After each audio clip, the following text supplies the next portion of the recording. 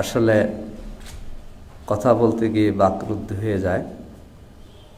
মুজাহিদ ভাই গ্রেপ্তার হন 2010 সালের 29শে জুন। সেদিন রফিক ভাইয়ের সহ আমরা সিটি অফিসে ছিলাম। তখনই ফোন আসতেছিল যে সাভারে ওনারা পুলিশ করেছে। সেই থেকে আমরা ওনার জানাজায় এই কঠিন পরিস্থিতিতে বর্তমান আমির জামাত তৎকালীন সেক্রেটারি জেনারেলের নির্দেশে ফরিদপুর যেতে হয়েছে আমাদেরকে। সেই রুদ্ধশ্বাস দিন রাত, সেদিন ঢাকা থেকে কিভাবে ফরিদপুর গিয়েছে, রাত যখন করেছি, জানাজায় শরিক হয়েছে। পরের দিন ভাবি ওনার সহধর্মিণী আর তামরিনা দুইজনের সাথে কথা বলে বিদায় নিয়ে ঢাকা পৌঁছেছি। ঢাকা পৌঁছে বুঝলাম যে আল্লাহ তাআলার মেহেরবানিতে আসতে পারলাম। আল্লাহ তাআলা এই কঠিন দিনগুলো পার করে উন্মুক্তভাবে আলফালাতে শহীদ আলী হাসান মুজাহিদের লেখা বইয়ের উপর আলোচনা করার সুযোগ হয়েছে আলহামদুলিল্লাহ। ওনারা 29 তারিখ গ্রেপ্তার হয়েছিলেন। 30 তারিখ এই আলফালাতে মুকুল সাহেবের সভাপতিত্বে এখানে আমার মনে হয় আলফালার মেঝেতে চোখের পানিতে ভিজে গিয়েছিল। কারণ কোনো দিকে আমাদের কিছু নাই, দোয়া।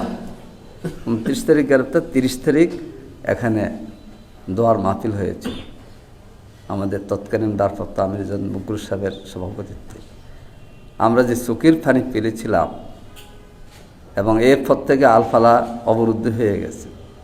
আলফালাতে আসতে পারলাম আজকে উন্মুক্ত বাংলাদেশ আলহামদুলিল্লাহ। আমির জামাত কথা বলবেন, আমি কোরআনে কারীমের সূরা আহজাবের 30 নং আয়াতটা উল্লেখ করেছি। মুমিনদের মধ্যে এমন কিছু লোক আছে যারা তাদের কথা এবং কাজের সত্যতা প্রমাণ করে আল্লাহর কাছে পৌঁছে গিয়েছে।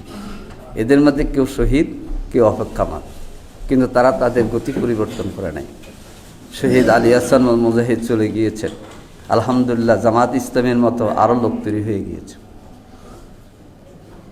নেতৃত্বের ব্যাপারে হাদিস যেটা বলেছিলাম যে মেফতাহান লিল খায়ের, কল্যাণের চাবি হচ্ছে নেতৃত্ব, আর মেগলাকান লিশার, মন্দের তালা হচ্ছে নেতৃত্ব। এই নেতৃত্বের স্বরূপ বই তিনি লিখেছেন। এই বইয়ের পুরোটা প্রায় দেখেছি আমি। একবারে বাস্তব মডেল এবং দৃষ্টান্ত ছিলেন শহীদ আলী হাসান মুজাহিদ। তার জীবনের কিছু কথা বলেছেন আমাদের মাসুদ ভাই, এবং উনি সাদাসিধি জীবন, অল্পী জীবনে তুষ্ট ছিলেন। উনি সাংগঠনিক সিদ্ধান্তে খুব কড়া ছিলেন, আবার যাদের ব্যাপারে সিদ্ধান্ত নিতেন তাদেরকে আদর যত্ন করতেন। এবং সারা বাংলাদেশে উনি সাদাসিধি জীবন এবং সংগঠন পরিচালনা মডেল, যেটা প্রশাসনে যারা এখনও কিছু লোক আছে তারাও বলে। আজকে দুর্নীতিমুক্ত বাংলাদেশের কথা বলা হয়, কিন্তু আমাদের দুই নেতার দুর্নীতিমুক্ত ছিলেন। এই নেতৃত্ব বাংলাদেশের জন্য লাগবে।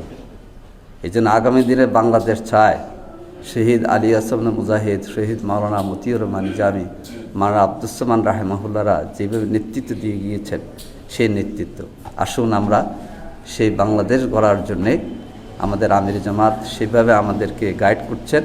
ইনশাআল্লাহ নতুন বাংলাদেশ, শহীদদের স্বপ্নের বাংলাদেশ গড়ে উঠবে ইনশাআল্লাহ। আমাদের চোখের পানি কথা বলেছে, এবং শহীদ পরিবারের, আমি যেখানে থাকি একদিন মুজাহিদ ভাই সেখানে গিয়েছিলেন। উনি সুন্দর একটি মন্তব্য করেছেন খুবই ভিন্ন ভাষায়, এর তাকিক সাক্ষী আছেন। আল্লাহ তাআলা যেন আমাদেরকে শহীদ আলী হাসান মুজাহিদ, তিনি ব্যক্তি হিসেবে চলে গিয়েছেন, আল্লাহ তাকে জান্নাত হিসেবে কবুল করুন। আর তিনি যে আদর্শের প্রতিনিধিত্ব করে গেছেন, সেই আদর্শ প্রতিষ্ঠা করার ক্ষেত্রে আমাদের অগ্রণী ভূমিকা পালনের তৌফিক দান করুন। সুবহানাকা আল্লাহুম্মা বিহামদিক, আশহাদু আল্লা ইলাহা ইল্লা আনতা আস্তাগফিরুকা।